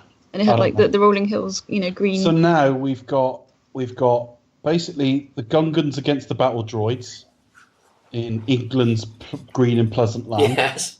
And then you've It got is green and pleasant. the Federation, the droid control ship that they were on at the start of the film, which basically they go up to have a bit of a fight with. And you've got Obi-Wan and Qui-Gon. We find out Darth Maul's there as well. Yeah. Well, yeah, Darth Maul kind of like breaks, so they take on Darth Maul while Padme and her soldiers kind of take the palace. Oh, so that's the four things then, isn't it? Because there's two different things going on at the palace. That palace is a fucking odd design, isn't it? Because you go through the wrong door and it's like suddenly... What is that? Is it the power fucking room or what? It's very strange. I don't know, it's where all the spaceships are, and you got all like the kind of weird kind of endless pit and like... and platforms without any railings whatsoever. I mean, you go downstairs in the night to make yourself a cheese sandwich, and then suddenly you're like, shit. It seems to be an ongoing thing, like sort of no safety railings in really dangerous high areas. Like, you know what I mean? Yeah. And also this real weird time lock thing on like electronic red doors. Yes. It's weird. This. But I kind of like that when it's used though. That aspect of it. It looks good. It looks good. Just don't think about it at all. But Anakin is sat in a shuttlecraft. Like, what's that ship called? He's in a ship. Yeah, the Naboo fighter thing. Yeah. Yeah. Because he'll be safe there. And he knocks the automatic that just sort of goes, oh, I'm going to fly now. Yeah. Isn't that also a bit like GoldenEye, where the eject button's right by his head? Yes. Where he can just go ding like that. That's it. One little press of a button and he'll fly up into space. That's fucking mental. Oh dear. So Anakin goes up into space, takes it off autopilot. R2's in the back, and Which is handy. So he starts having He starts, doing barrel rolls and shit. And then you've got the Queen walking around with her guards, just taking back the planet, including, what is it? What's the word? Grappling hook work. Yeah. Where one of them with no safety harnesses at all. I think no safety that's... harnesses. And then you've got this sort of three-way lightsaber battle with Maul and the two Jedi. I think it's a good fight. I liked how it's staged. I do think it's a wasted opportunity because I think this should have been like, because Obi-Wan's Padawan at this point. This should have been like his ultimate test. I think it kind of is, but it's never really elaborated on. It's just kind of They never really explained it, did they? It's just shown us like, matter of fact, they're having a fight. But it should have been like maybe a little bit more conversation between him and Qui-Gon beforehand about, you need to sort of like face the ultimate test, because this is his ultimate test of turning to the dark side. Because he witnesses his master get killed, and he's full of rage, so he goes full on. And I think, well, that should have been his kind of like the thing that Luke goes through in Jedi, where he kind of like where he's pushed to the limit where he could turn to the dark side, but doesn't. If you know what I mean. And I think they're wasting an opportunity there. He should have stopped and offered him a game of chess. I'm getting too angry here. Let's play like men. Yeah, but you know what I mean? I should have done something like those lines. Like something like kind of resembled that. It's actually quite short, this fight. There's not actually that much to it. I've got mixed feelings on it, because obviously, if it's supposed to be the peak of the Jedi, the idea that they're a bit more mobile, acrobatic, skilled, I kind of get all that. But it does seem like a ridiculously over-choreographed dance now when I watch this stuff. Yeah. Especially when you compare it to, like, Vader and Luke it's and things. It's too pumped up. It's just too pumped up. Too much choreography. But I can't deny I enjoyed it at the time. But now I go back and watch the original trilogy fights, and with the exception of Obi-Wan and Darth Vader in the first film. It seems more natural, doesn't it? Whereas here it is very much choreographed to the nth degree. But I think that was pretty much what was sold to us in the trailers, though. It was all about the choreography and fight scenes in Ray Park. But the choreography in the scene as well is just generally in this film. It's a little bit too much, really. It's a bit overkill. But no, I would agree with you, Dave. Definitely in contrast to the earlier films, kind of the fight scene is too heavily over choreographed. But it still looks beautiful, though. And it seems kind of more like balletic rather than towards like the visceralness, if that's a word. I know what you mean. I kind of, if you're going to do that, I'm quite happy it's like episode 1. Show us what they're capable of. Because certainly, I mean, you got Ray Park here as well. By the time they get to like the third film, it's a little bit less like that, and it's a little bit more. There's still a load of flips and bollocks, but there's a bit more emotion in it and stuff for obvious reasons. But if you just want to do a purely let's choreograph them doing flips and all that kind of shit, then I guess do it in episode 1. At the same time, you've got Natalie Portman's fine. I don't think anyone can. Yeah, that's all going okay. And then you've got the battle on the. That's just a load of like sight gags, isn't it? Yeah. The battle with the Gungans. Sort of slapstick kind of. Yeah, that's the problem. It's not selling really any danger. It's set up quite stunningly because you get that real wide shot of like thousands of these droids, and you think, well, you couldn't have done that live action. I kind of appreciate what you're doing here, but then it's all like falling over and shit like that. I don't really like this, and of course none of it's there. And whilst I'm quite a defender of CG sometimes, it's like there's no stakes here. Yeah, I mean, again, the problem with like stuff with with Jar Jar character, it's just it just kind of like he's given this opportunity. Okay, right, he's given an opportunity to prove himself, and he's kind of just a bit, accidental with it, and he doesn't really sort of do anything to really. I mean, he's been brave enough to turn up, but he hasn't achieved anything through fighting his limitations in battle. It's all a load of accidents and pratfalls. Yeah, he's just kind of like, well, I'm here. Like Anakin, really. Yeah, pretty much. He's like, I just accidentally just sort of stumbled into the thing that'll blow up the whole ship. Okay, fire. Oh, okay, shall I get out? Okay. So he blows that up from the inside by accident. He's a special kind of person to do that. The Gungans win sort of by accident. Well, they don't get captured, but then all the droids get shut down, don't they? Because the machine get blown up. Oh, that's right. Yeah, that's right. And then obviously Ewan McGregor, Obi-Wan Kenobi dies because Darth Maul has the high ground. Qui-Gon. We learn that Darth Maul's got the high ground. We learn in episode 3, don't try it. I've got the high ground. So that's it. Obi-Wan must give up. Oh, I see what you mean. But he doesn't. Oh, I misheard you. He does a huge flip out of nowhere by using the Force and cuts him in half. And Darth Maul stands and just watches this. Yeah, I suppose that was meant to be stunningly exciting. The effect where he's cut in half doesn't look that great as he falls away. That didn't look great in '99. It was one of the few things in the film at the time that I thought, oh, that doesn't look very good. But it was also like, oh no, they've killed Darth. What have they killed him off for? Oh, fuck. Yeah. Isn't he still alive in the cartoons, though? Then they bring him back. with bionic legs. Yeah. I've not seen any of that. But He wasn't really needed, to be honest with you. He was just there to be a kind of signifier that the Sith had apparently returned, and something as a distraction for the Jedi while Palpatine got to do his other stuff somewhere else. Still, it does give Sidious the chance to get like a fresh young apprentice next time out. Someone with a real future. Also, who's not 90. I think he was about 78 when the film came out.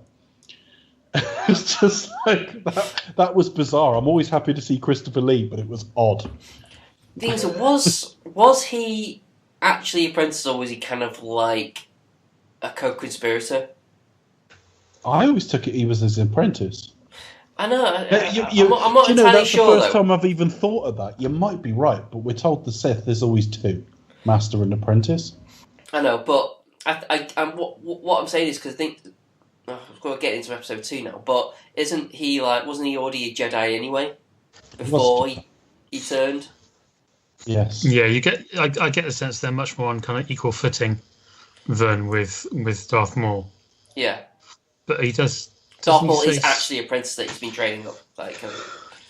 Doesn't he? But there's always also General Grievous as well, who obviously isn't a Sith. But he says in episode 3, soon I'll have a younger apprentice. Oh, I'm pretty sure he says that line somewhere. He certainly says a new apprentice. Yeah. But new doesn't have to mean you've already got one. But you may be right. I don't know. But well, these films are so deep. Who would know? You still get the idea that he's a bit more on the same ground now than with Darth Maul. But he certainly fills Ray Park's slot.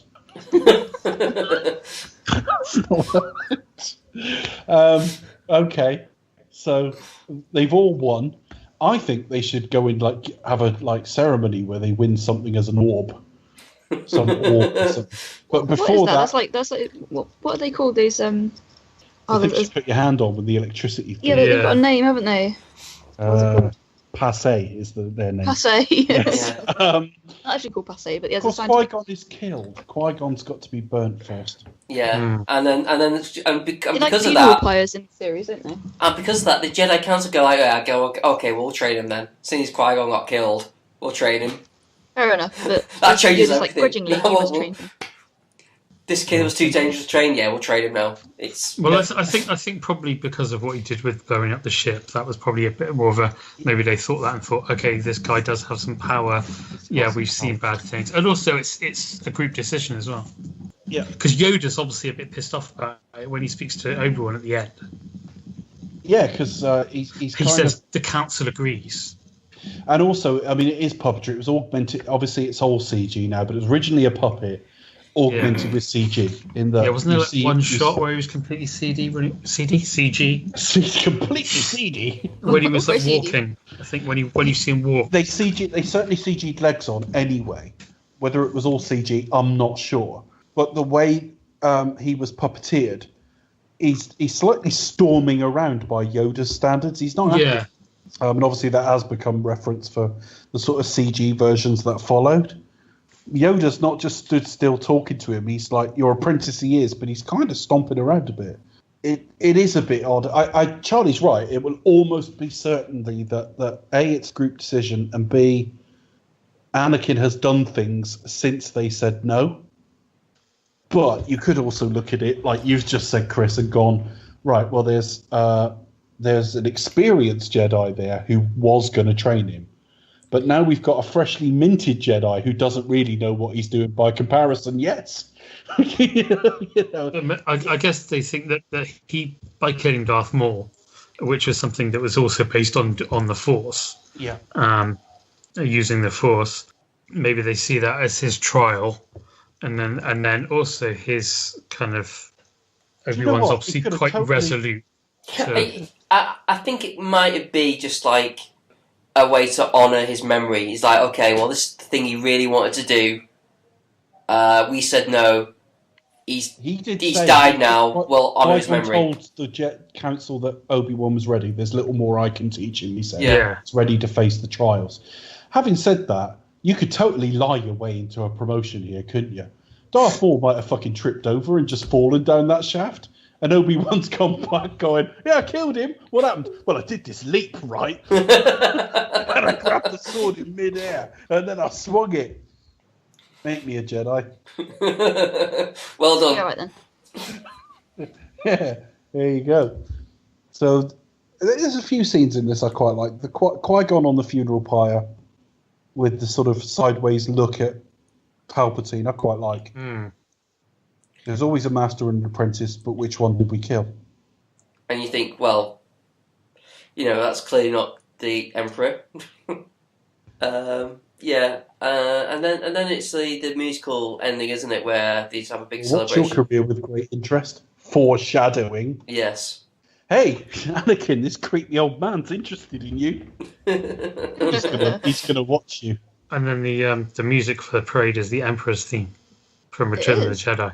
It really is. Is it? Is it? In a different key, yeah. I was going to say it must be in a different key because we didn't hear that. Yeah. In Return of the How does the Emperor theme go?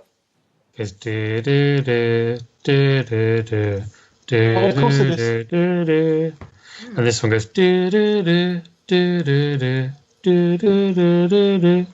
Isn't it in a slightly mournful key in Jedi?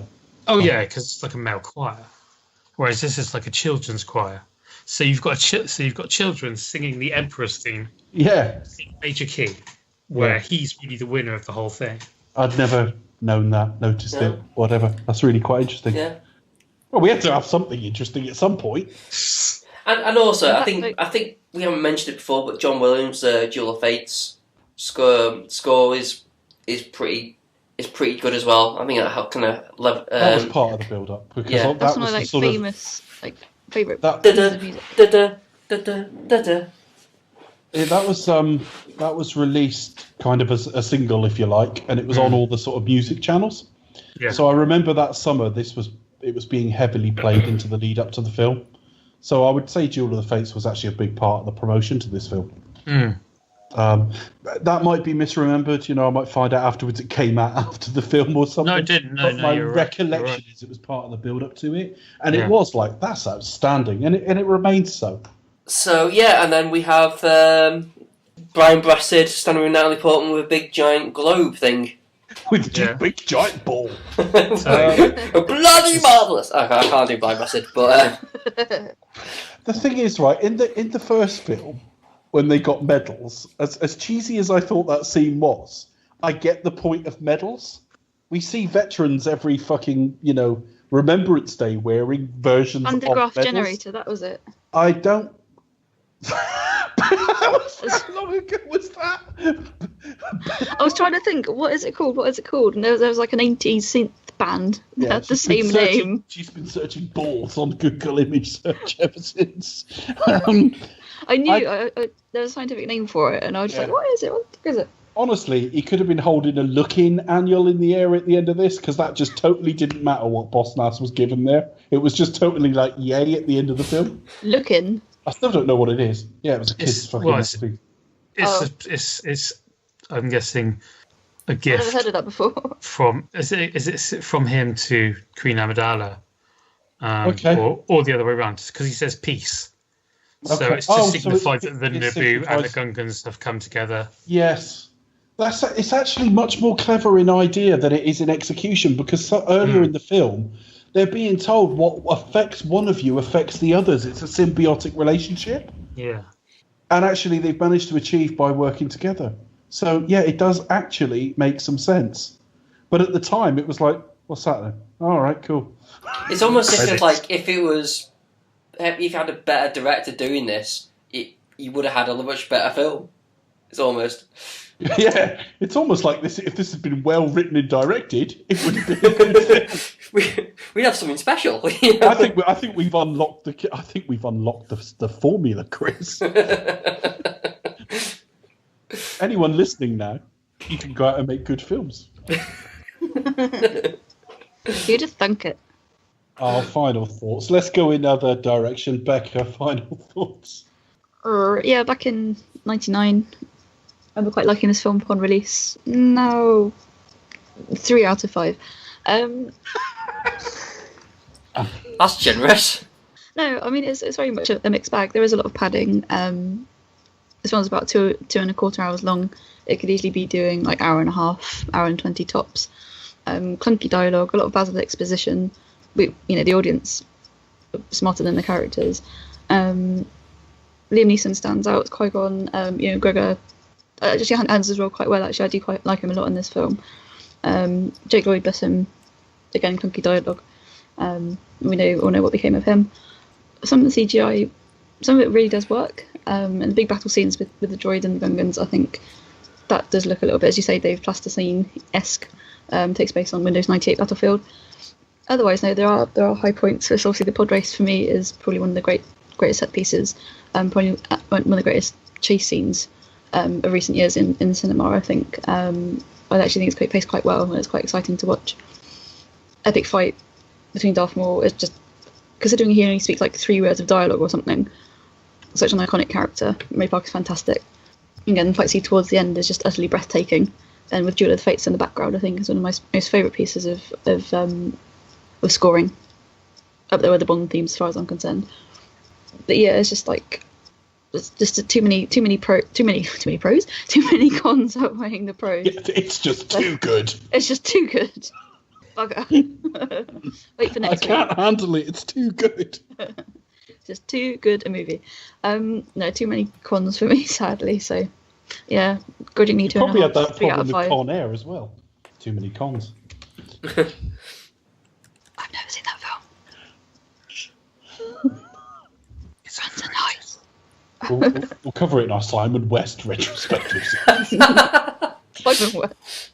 Our Nick Cage retrospective. Oh yeah, our Nick Cage action film. Bloody hell. Bangkok Dangerous. Chris, talk some more shit about episode 1. Is there any more shit to talk about episode 1? This is a very good film. It went down in my estimation. I always had a slight defence about it. Watching it now, it's as clear as ever. I mean, I've always said Lucas isn't a good director or writer. He should have asked. Shame he's doing both.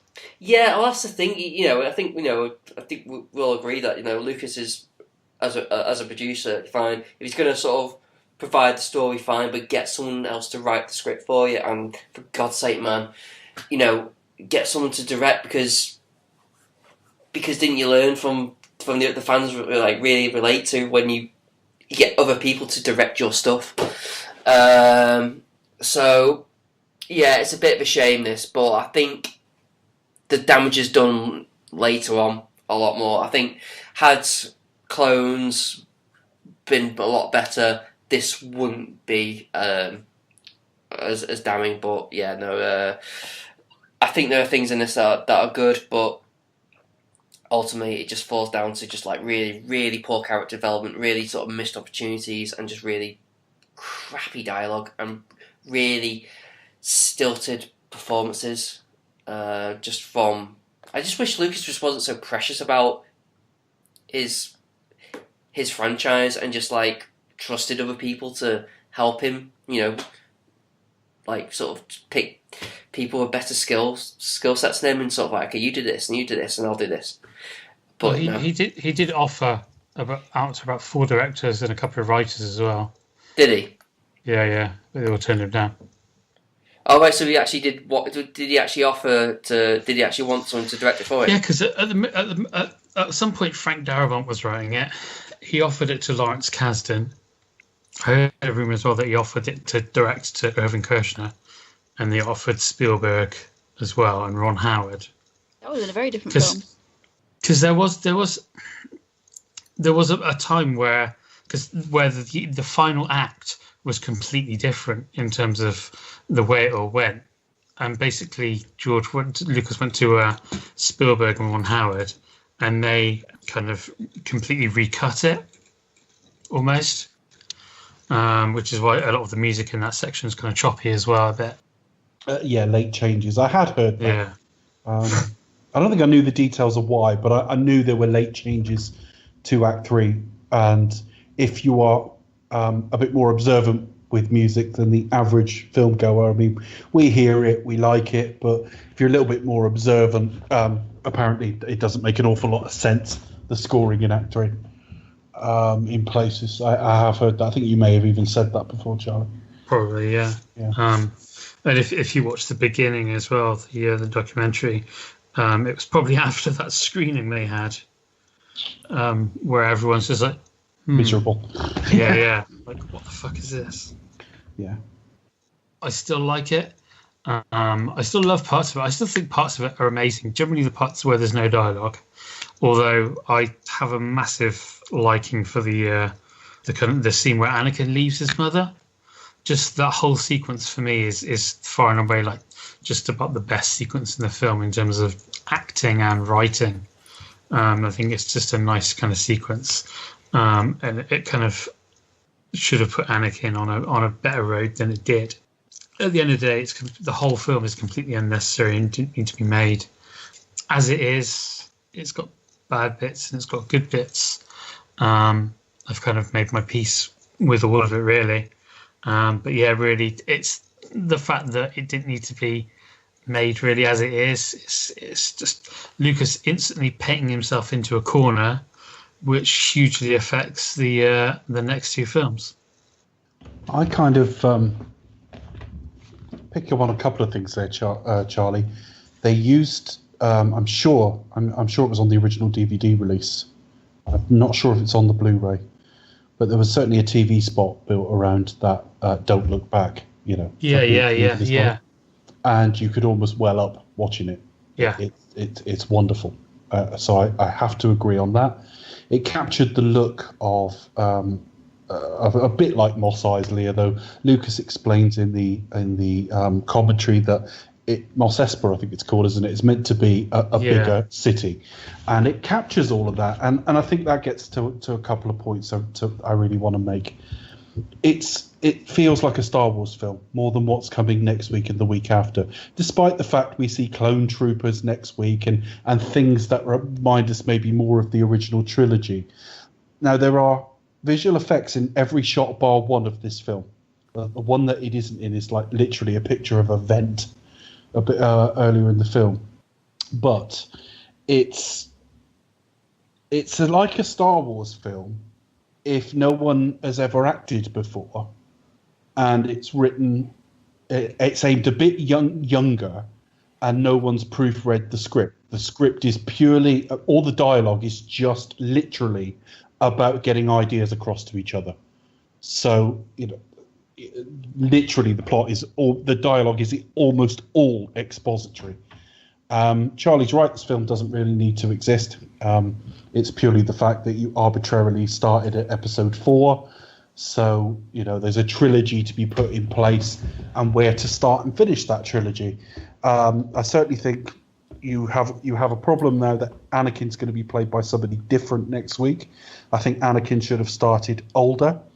I think we should have already, and I think don't start with a taxation routes, taxation of trade routes dispute, and then tell us it's for kids.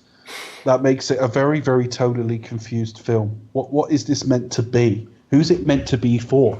You've got a Gungan stepping in shit and loads of sight gags and catching his tongue in some power coupling. It's the sound effects as well. It's like or it's like Looney Tunes. Well, he steps in shit and gets his head caught in a power coupling just so that they can get off the planet and go to a Senate to talk very dryly about how people are starving.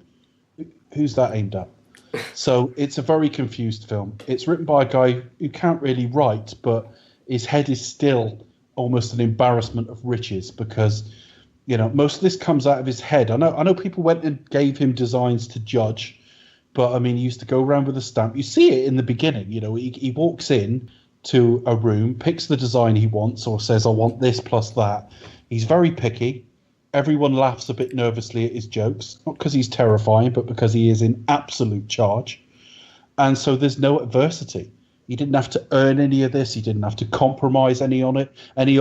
If he wanted to make the pod race 8 laps long, that's entirely in his gift. There's no creative tension here. So all of the bad decisions he's made are only questioned at points where Lucas offers them up for question. So when Lucas does do a screening, and I remember Frank Marshall, the partner of Kathleen Kennedy, sat there, that they tell him, but they only tell him because he says, I want you to tell me. For the rest of the film, he's surrounded by technicians and very clever people who are just doing exactly whatever he wants. From casting to visuals to CG, it's all, he is the ultimate arbiter of all of it. And the end result is a mess. Having said that, like I say, it looks more like a Star Wars film than what we're about to get. And we have to remember nothing could ever have reached, satisfied the level of hype there was in 1999. So like Chris says, so I haven't agreed with Charlie on a couple of points. I also agree with Chris that had the next two films been really great, I think we'd still be saying, well, that second trilogy they did got off to a bit of a slower start. But it wasn't inherently ruinous. But it wasn't a great start. I think as well, you can see what here is ostensibly a tech demo. Yes. This is Lucas using Star Wars as a platform for, and this is both a positive and a negative thing, for pushing the envelope of what he's able to do, both in terms of actually making the film with like digital and stuff like that. They're starting out with, I think there was like a couple of digital shots in this, or maybe one. I think there was something there was at least one shot that was shot digitally in this film. Yeah. It never said which it was. Obviously you've got Jar Jar as the digital character, and whatever you say about Jar Jar, and I mean, that's still a huge thing, to have one of the main characters digital like that. Yeah, definitely. And then all the other stuff that he did, and there is so much of it is models as well.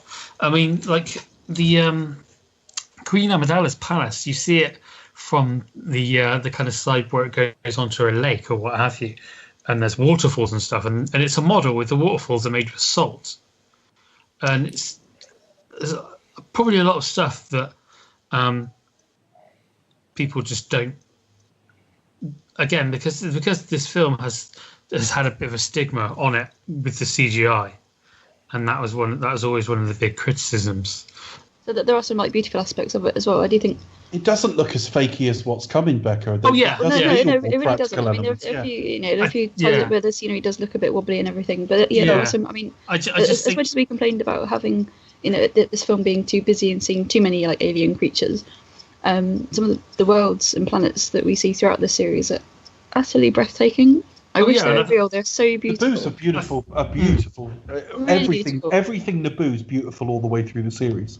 Utterly stunning. I think that's what Dave said as well about this being his unfiltered creative mind, which I think is right, and making it going from the tiny little conflict or the tiny little the Rebel Alliance and how everything had changed there, from going to what is ostensibly the kind of the grand age of the Republic and what have you.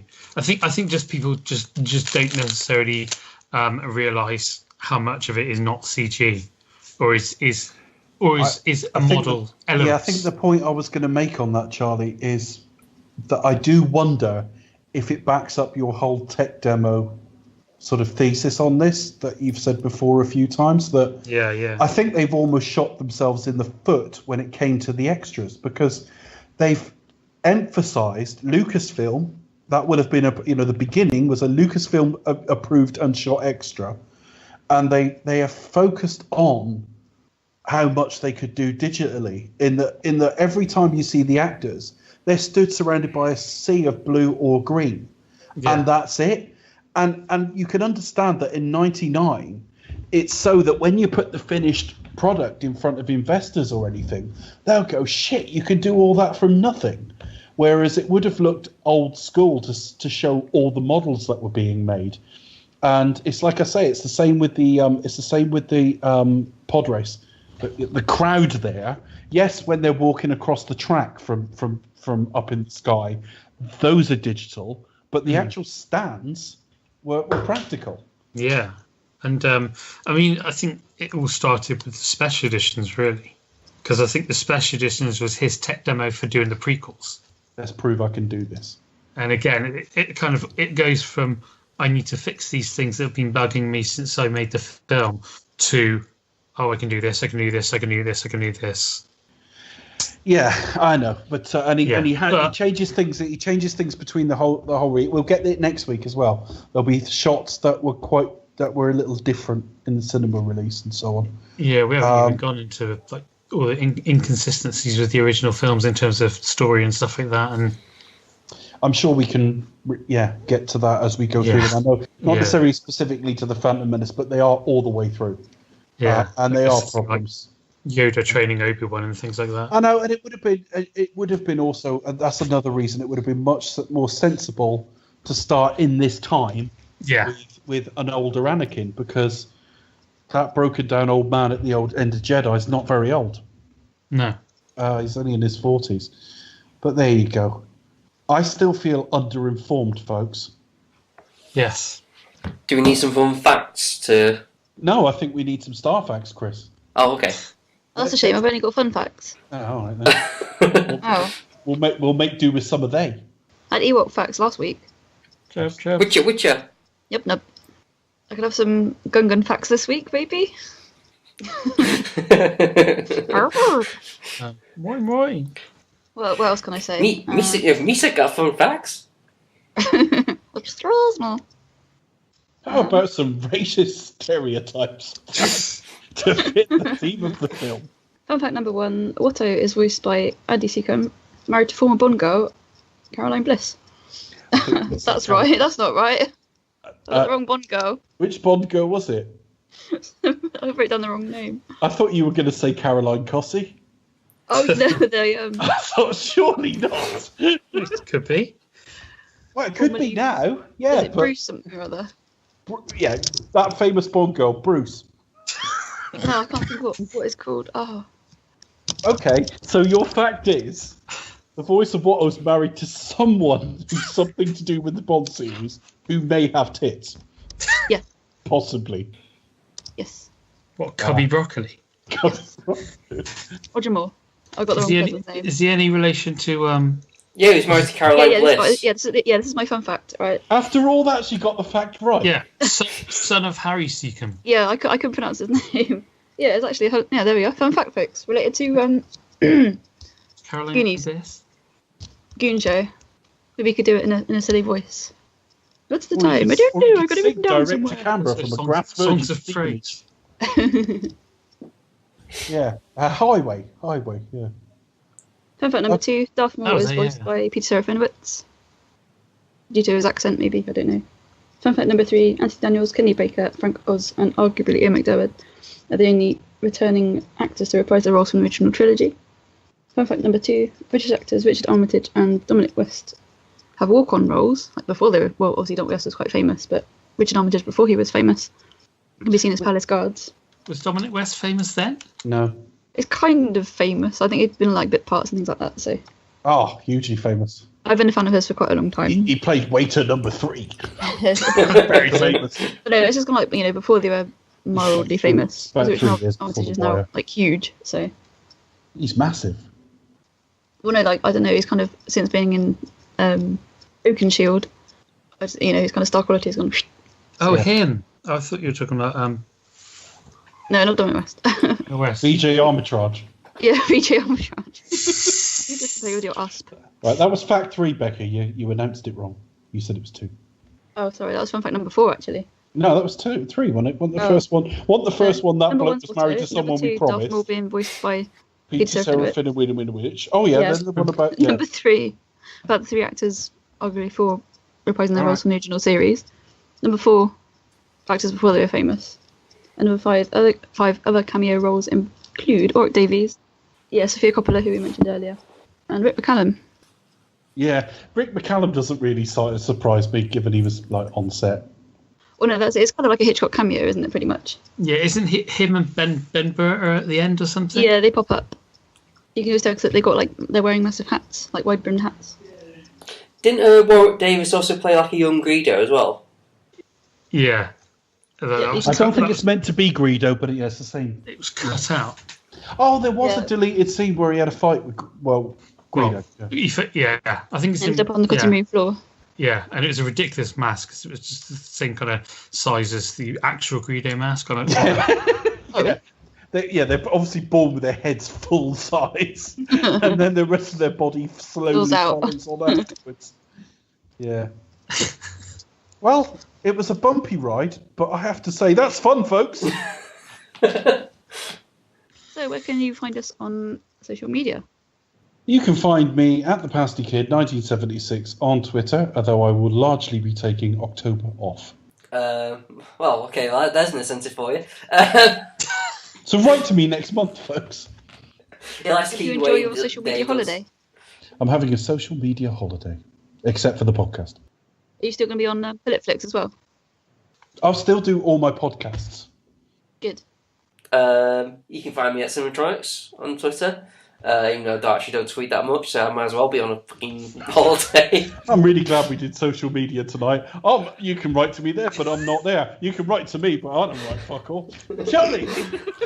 I'll get it, but I'll probably just won't reply. Actually, Charlie tweets quite a lot. Yes, I'm pretty much always, and especially seeing it's in the month of October, I will be tweeting quite a lot. You can find me at Movie Drone on Twitter. I'm on Twitter, but I'm not, so don't follow me. But you can follow. Just follow me. Don't worry about the rest. Just follow Expect Us to Talk. And follow Charlie. And follow Chris. Chris. Do a tweet along with The Exorcist. All right. Okay. Yeah. Oh dear. Yes. Most of my tweets will just go, that was quite funny. All right. Okay. Get Kermode on board, because that's his favourite Becca, where movie, can isn't it? people find us? You can find us at Expect Us to Talk on YouTube / Do You Expect Us to Talk. You can also find us on iTunes. Just search Do You Expect Us to Talk. And also on Facebook. And again, the moniker Do You Expect Us to Talk. No, it's not. It's /Expect Us to Talk on Facebook. That's the one. Thank you. I did have them written down, but I've actually run out of paper, so I'm trying to do it from memory. Oh yeah, you had to write the labyrinthine plot of episode 1 down. Yeah, it took up my last page. Because there were worldwide paper shortage. It took a whole paragraph. I have no more notebooks left. I have to go and buy a new one. I'll go to well-known stationery shop tomorrow and give them my business. Yes, on the way home you can buy yourself a commercial beverage. Becca's desperate to work at the BBC, I'm sure of it. Oh, Becca, let's come back next week and talk about something else. Which means... So we'll return with Star Wars Episode 2, Attack of the Clones. Sorry, just Attack of the Clone. We'll be doing Becca's S's next week. What did I say? You said Attack of the Clone. Clones. Yeah. Good night, folks. Clones. Look.